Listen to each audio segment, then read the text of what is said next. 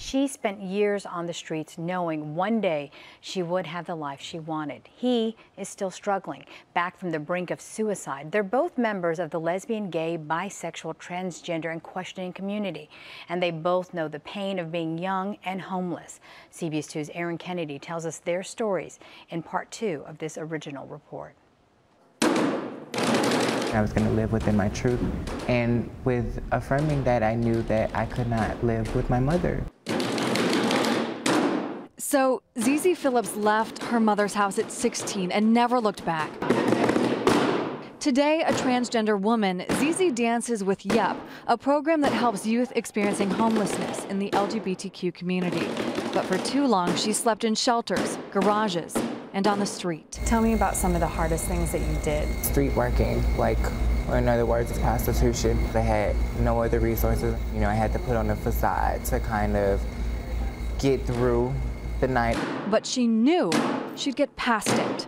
I knew that there was more. I knew that I was capable of more. But alone, in the cold, more can seem impossible. It's more difficult being in the LGBT community than being a regular straight person, because of the fact you get judged a lot. The first night on the street, it was horrible. I actually slept on the red line.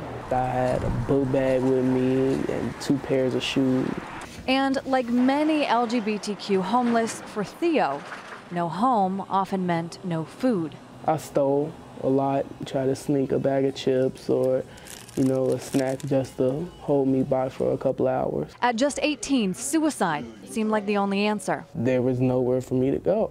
I wanted it to be over. Then a friend told him about La Casa Norte, a Chicago shelter. They instantly gave me a bed, let me shower, helped me out. This was a blessing to me. ZZ feels blessed too. She finished her education while homeless and is a youth counselor. I knew that I needed to work harder, be fiercer, because of the lifestyle that I chose to live. That's why I say I'm a rock star. Erin Kennedy, CBS 2 News. There are many ways you can help. Several Chicago organizations reach out to the LGBTQ young people experiencing homelessness. They provide overnight shelter, job training, and meals as well as counseling. For a list, log on to our website at cbschicago.com. You can also read the stories of other young people living life one night at a time and the people who care about them.